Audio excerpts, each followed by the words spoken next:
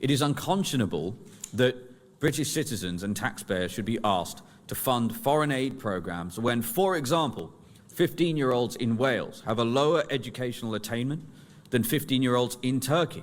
And by the way, that number for Welsh 15-year-olds is below the OECD average. But I say Turkey for a reason, because the British taxpayer has been forced, because of the inept political leadership in this country, to send hundreds of millions of pounds in aid to Turkey, a country whose 15-year-olds do better than Welsh 15-year-olds.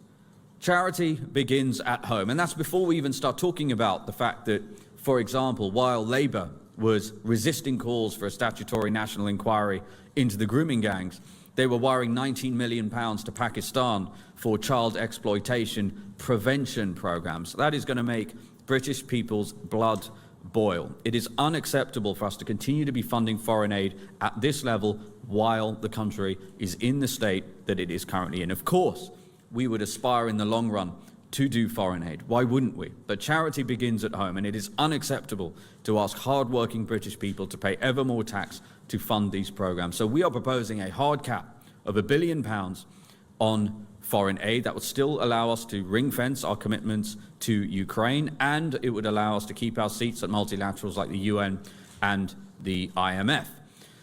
That would still save £10 billion a year.